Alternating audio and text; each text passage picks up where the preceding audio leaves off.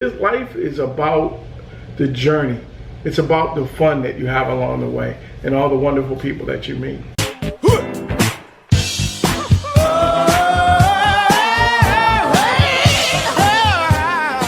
Yo, what is up, guys? I'm Nick. And I'm Dad. And welcome to Bucketheadnation. Not to...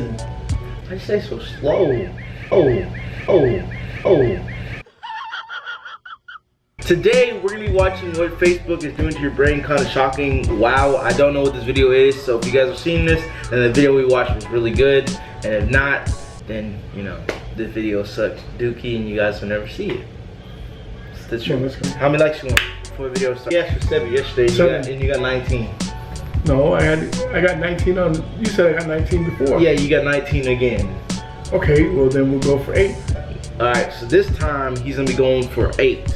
You sure? Sure. 8,000 likes. He's been on a roll. You've been doing good, but let's go ahead and get into this. By the way, I gotta think of what's a good way to make him go follow my Instagram? Point right here. Nope, I got it. Follow his Instagram.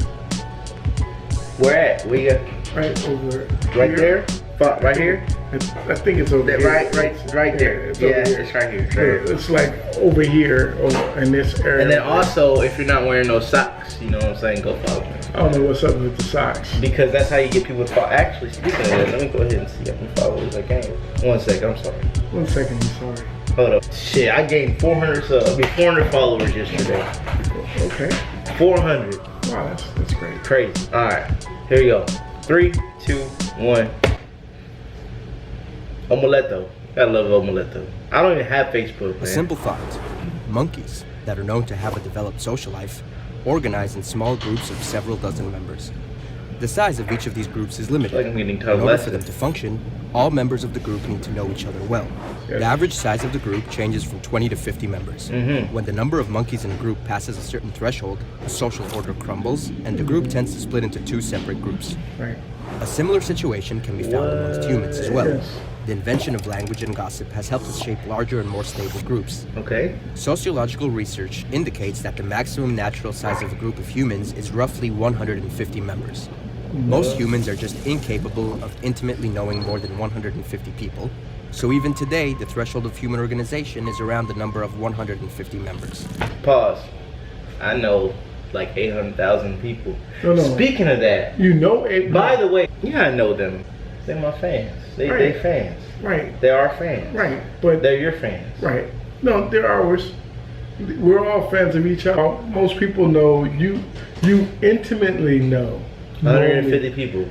Intimately. Yeah. You probably know intimately probably 20, 25 people. Me? No, intimately. Boy, I was gonna say I know a lot of people. Intimately means they're very close to you. Oh, okay. Right? Makes sense. Makes sense. You probably know 20 to 25 people. Nah, intimately. probably less than that. Okay.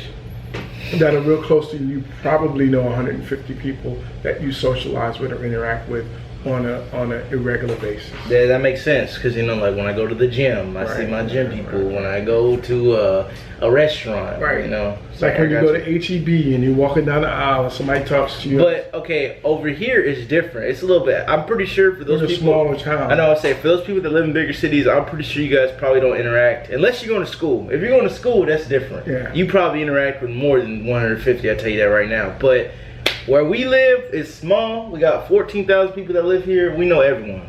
No, not really everyone.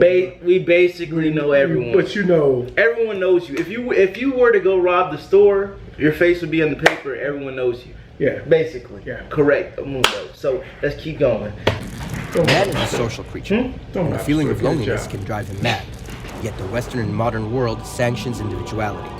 The individual is measured by personal achievements, such as having a career, wealth, That's self-image, so true. and consumerism. That's true. In this course of action, many people lose their social and familial connections in favor of a self-actualization ideal. As the social fabric in the Makes Western sense. world weakens, it is not surprising that more and more people define themselves as lonely, and thus, loneliness has become the most common ailment of the modern world. Ooh, that's scary. One of the possible reasons for this ailment is the online social media. Facebook. In a world where time is money, in which our surroundings heavily pressure us to achieve more and more, our social life becomes tainted and more demanding than ever before. And then there's technology. Simpler, hopeful, Optimistic, ever young, we become addicted to virtual romance, disguised by the social network which supplies an impressive platform that allows us to manage our social life most effectively. However, our fantasies about substitutions are starting to take a toll.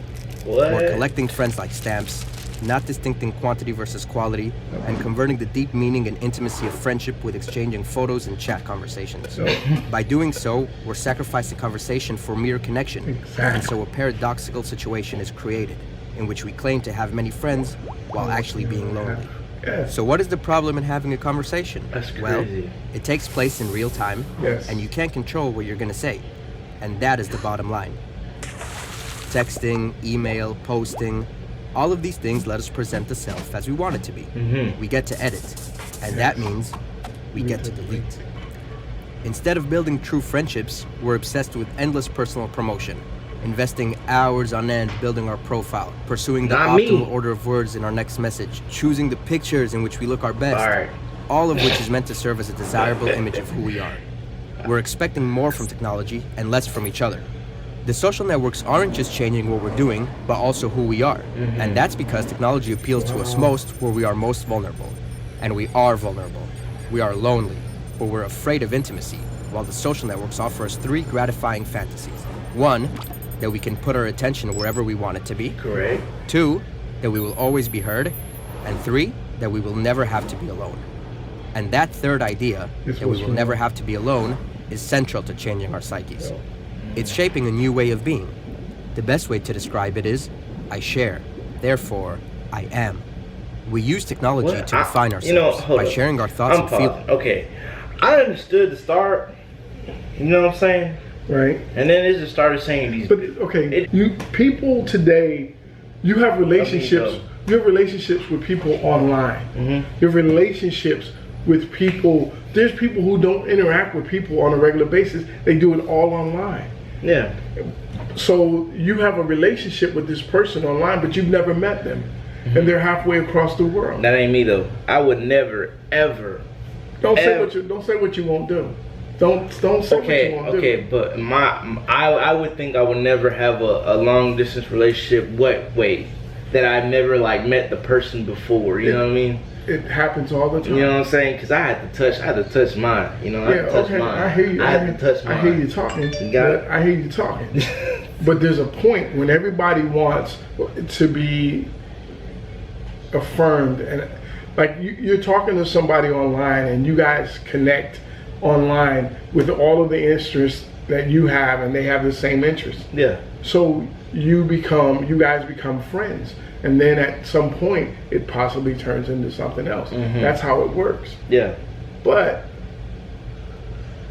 what we're doing, like me and you, when we have a conversation is very important. Yeah. And people are having less and less of them. Because we're always on our phones. If you go to a restaurant, and look and watch people. I remember one time he told me to do that one time, bro. Everyone. But if you go to Road to Spain, ain't nobody doing that. You need to go to Road to Spain. What I'm telling you is that when you go out and look at people and how they interact with each other. When we go out to eat, we got our head down, we've ordered our food, we got our head down, and we're in a rush. We're in a rush to get done with what we're doing. We're not trying to have a conversation. You went out to dinner with this individual who you're with to have a conversation and spend some time together and to catch up. Other than the drama, fighting, and all that junk, but that's what you went for. So put your phone down and spend some time conversing with this individual who you evidently want us to talk with. Yeah. That's what we need to do. All right, 3:35. To define ourselves by sharing our thoughts and feelings, even as we're having them. Furthermore, we're faking experiences so we'll have something to share, so we can feel alive. We slip into thinking that always being connected is going to make us feel less alone, but we are at risk because the opposite is true. If we are not able to be alone, we're only going to know how to be lonely. I'm guessing that's where you're supposed to go. Yeah. But I understand. It is amazing, and I really would like for you to go out and go to dinner or whatever it is, whatever activity, and watch how people interact with each other.